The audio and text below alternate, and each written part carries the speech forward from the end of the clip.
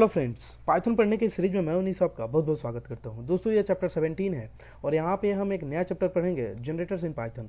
मैंने पिछले लेक्चर में बताया था कि अगले चैप्टर में हम जनरेटर्स पढ़ेंगे, तो ठीक हम जनरेटर शुरू करें, लेकिन जनरेटर शुरू करने से पहले हमें कुछ प्री नॉलेज होनी चाहिए और ये नॉलेज है इटरेटर्स और इटरेबल्स की। इसका थोड़ा सा ब्रीफ नॉलेज मैंने पिछले लेक्चर्स में दे रखा है, लेकिन आई होप कि उतना नॉलेज आपके लिए जनरेटर्स को समझने के लिए हेल्पफुल नहीं होगा, इसलिए मैं इसमें थोड़ा और ज़्यादा डिटेल में बताऊंगा कि इटरेटर्स और इटरेबल्स क्या होते हैं, ताकि जनरेटर्स जब आप पढ़ें तो आपका कॉन्सेप्ट क्लियर हो। ठीक है, तो चलिए सबसे पहले इटरेबल्स और इटरेटर्स देखते हैं कि आखिर ये कैसे काम करते हैं। ठीक है, आखिर ये क्या होता है। सबसे पहले मैं इन कोड को डिलीट करता हूँ। अच्छा, अब यहाँ पे मुझे सबसे पहले जानना ये है कि इटरेबल्स क्या होता है। तो इटरेबल्स के लिए सबसे पहले मान लीजिए आपको ये क्या है, ये एक लिस्ट है और लिस्ट में मैं डिफरेंट नंबर्स रख लेता हूँ। ठीक है, तो ये मेरा नंबर हो गया। ठीक है, तो ये क्या हुआ, ये हमारा हो गया इटरेबल्स। ठीक है, इटरेबल्स। ठीक है, लेकिन जब ये इटरेबल्स है तो आखिर इटरेटर किसको कहते हैं। देखिए, जब भी पाइथन एक काम करते हैं, पहले इसमें फॉर लूप लगा के इसको एक्सेस करते हैं, फिर आपको आइडिया थोड़ा होगा। तो इसमें आप फॉर लूप कैसे लगाओगे, फॉर आई इन एल, आप ऐसे लिख दोगे for i in l and print i. ठीक है, तो इससे क्या होगा कि इस लिस्ट का प्रत्येक नंबर प्रिंट हो जाएगा हमारे पास, लेकिन उससे पहले हमको उस फाइल तक पहुंचना होगा। तो फाइल का लोकेशन जो है डी न्यू पाइथन लेक्चर्स है। ठीक है, तो सबसे पहले मैं करूंगा क्या कि डी में पहुंचूंगा और डी में जाने के बाद मैं चेन डायरेक्टरी टू न्यू और न्यू में गया, चेन डायरेक्टरी टू न्यू और न्यू में जाने के बाद मुझे पाइथन लेक्चर्स में जाना है। एक बार मैं देख लूँ, हाँ पाइथन लेक्चर्स में जाना है, तो CD टू पाइथन लेक्चर्स में गया। अब मैं प्रोग्राम को रन कर सकता हूँ। ठीक है, पाइथन फर्स्ट प्रोग्राम .py। ठीक है, तो ये मेरा प्रोग्राम रन हो गया। अच्छा, ये प्रोग्राम जो है पिछला वाला चल रहा है, क्योंकि इस प्रोग्राम को मैंने अभी तक सेव नहीं किया। अब मैंने सेव कर दिया, अब ये जो प्रोग्राम होगा अब मेरा चलेगा। ठीक है, जो अभी मैंने लिखा है। तो देखिए, ये नंबर जो है एज इट इज प्रिंट हो गया, जैसा मैंने कहा था वैसा प्रिंट हो गया। लेकिन ये कैसे प्रिंट हुआ, आप जरा सोचिए कि फॉर लूप लगाने से, इतना भर कर देने से, अगर आप C++ पढ़ के आए हैं तो ऐसा काम नहीं होगा। बैकएंड में कोई ना कोई कोड हमेशा चलता रहता है। जब आप फॉर लूप लगाते हो तो ऐसा नहीं है कि आपका फॉर लूप चल रहा है, आपका फॉर लूप तो चल ही रहा है, साथ ही साथ कोई बैकएंड में कोड चल रहा है, तभी आपका फॉर लूप इतना अच्छा से एक्सेस कर रहा है। जैसे कि इसका एक एक एलिमेंट ये एक्सेस कर पा रहा है, तो इसका मतलब ये है कि फॉर लूप के अलावा कुछ और कोड रन हो रहा है। वो कोड जो रन हो रहा है उसको हम जानेंगे इटरेटर्स और इटरेबल्स के रूप में। ठीक है, तो मैंने बताया कि ये हमारा क्या है, ये इटरेटर्स है। ठीक है, तो इसको मैं कमेंट करके बताता हूं, ये मेरा क्या है, इटरेबल्स है। ठीक है, इटरेबल्स है, ये मेरा इटरेबल है। इटरेबल का मतलब ये हुआ कि जो इटरेट हो सके। ठीक है, तो इटरेबल्स को पाइथन कैसे हैंडल करता है, इटरेबल्स को सबसे पहले वो इटरेटर में कन्वर्ट करता है। जैसे ये हमारा लिस्ट जो इटरेबल है, मतलब जिसको हम इटरेट कर सकते हैं। इटरेबल का मतलब ये होता है, जैसे एबल का मतलब क्या होता है, कुछ करने योग्य। ठीक है, तो यहाँ पे इटरेबल है, इटरेबल का मतलब ये होता है जिसको आप इटरेट कर पाए, उसको हम इटरेबल कहते हैं। ठीक है, तो लिस्ट एक इटरेबल है, इसका मतलब ये है कि इसको आप इटरेट कर सकते हो। ठीक है, लेकिन जब लिस्ट एक इटरेबल है तो इसको कैसे इटरेट करता है पाइथन, जरा बातों पे गौर करिएगा, टर्म्स अलग अलग हैं, इटरेबल्स और इटरेटर। ठीक है, तो ये इटरेबल है, लिस्ट एक इटरेबल है, लेकिन जब लिस्ट को इटरेबल कौन बनाता है, तो लिस्ट को इटरेबल बनाता है इटर फंक्शन। मतलब ये कि पाइथन सबसे पहले इस इटरेबल को, जो लिस्ट मैंने ये दिया है, ये लिस्ट मेरा इटरेबल है, और इस इटरेबल को सबसे पहले वो इटरेटर में कन्वर्ट करता है। तो सबसे पहला जो स्टेप होता है, फर्स्ट स्टेप जो होता है वो हमारा क्या होता है, converting the iterable into iterator. ठीक है, कन्वर्टिंग द इटरेबल्स टू इटरेटर, मतलब ये हमारा इटरेबल है, ये फिक्स है, लेकिन इसको सबसे पहले पाइथन क्या करता है, इटरेटर में कन्वर्ट करता है with the help of iter function. ठीक है, इसको मैं करके दिखाऊंगा कि आखिर ये काम कैसे करता है। ये सिर्फ थ्योरेटिकल चीजें नहीं है, इसका प्रोग्राम मैं करके दिखाऊंगा कि आखिर ये काम कैसे करता है। तो ये फॉर लूप आपने देख लिया।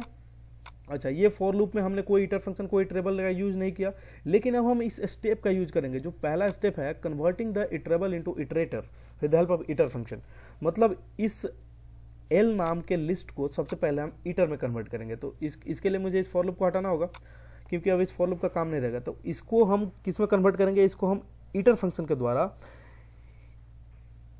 इटरेटर में कन्वर्ट करेंगे। तो अच्छा, ये जो ईटर फंक्शन है ये ऐसे काम करता है, ईटर लिख दिया, इसमें आप उस लिस्ट को पास कर दीजिए। तो लिस्ट का नाम क्या है, लिस्ट का नाम लेट से एल है, तो ये कन्वर्ट हो गया। लेकिन ये कुछ रिटर्न करेगा, ये जो रिटर्न करेगा लेट से मैं उसको L2 में ले लेता हूँ या L1 में ले लेता हूँ, तो ये हो गया हमारा L1 जो हो गया एक इटरेटर बन गया। ठीक है, मतलब ये हमारा इटरेबल था, इसको हमने क्या किया, ईटर फंक्शन के द्वारा इटरेटर में कन्वर्ट किया। मतलब ये वाला टोटली स्टेप हमने यूज किया, ईटर फंक्शन का यूज करके हमने इस इटरेबल को इटरेटर में कन्वर्ट कर दिया। मतलब L1 जो है, अभी जरा गौर करिएगा, L1 जो है हमारा वो क्या है, इटरेटर है, इटरेबल ना होके इटरेटर है। L इटरेबल है और L1 ईटर फंक्शन के द्वारा इटरेटर में कन्वर्ट हो चुका है। ठीक है, तो ये टर्म था यार, लेकिन मैं इसको प्रोग्राम रन करके दिखाऊंगा क्योंकि तभी पता चलेगा कि आखिर ये काम कैसे करता है। ठीक है, तो L हमारा इटरेबल है और L1 जो है इटरेटर बन गया। ठीक है, अच्छा दूसरा स्टेप जो होता है, पहला स्टेप तो क्लियर है, converting the iterables into iterator with the help of iter function. ठीक है, अच्छा दूसरा स्टेप जो है, स्टेप सेकंड जो कहता है, स्टेप सेकंड जो हमारा कहता है वो क्या कहता है कि using the next function, next एक फंक्शन है यार, नेक्स्ट फंक्शन वी गो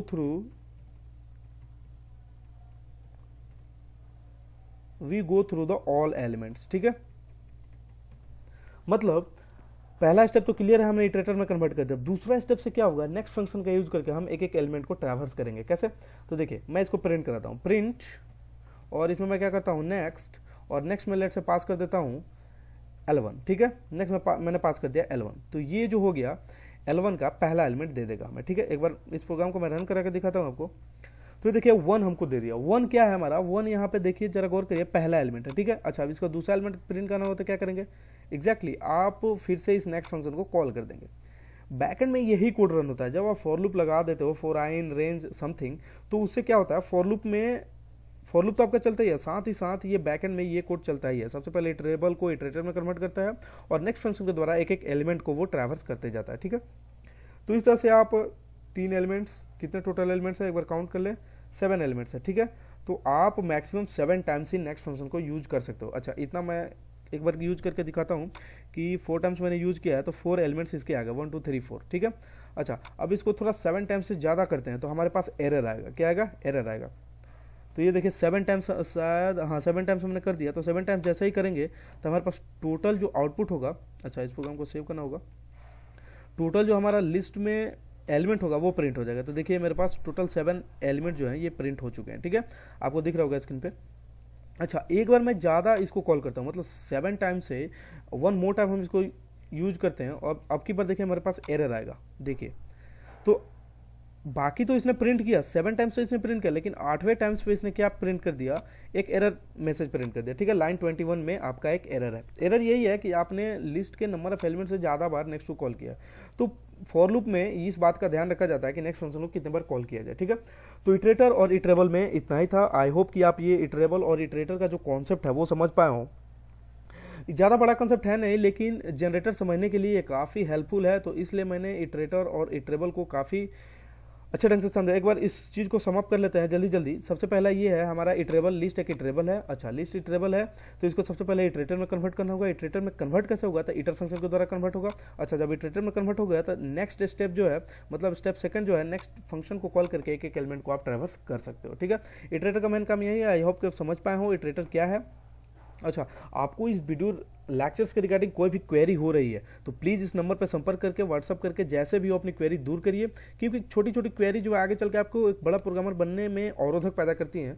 तो प्लीज़ इन क्वेरी को जल्दी से जल्दी सॉल्व करिए और प्रोग्रामिंग स्किल अपनी बढ़ाइए, ज़्यादा से ज़्यादा कोडिंग करिए, अपने से प्रॉब्लम स्टेटमेंट लीजिए और उसका कोड अपने से खुद से लिखने का प्रयास करिए। अगर नहीं होता है तो मुझसे संपर्क करिए।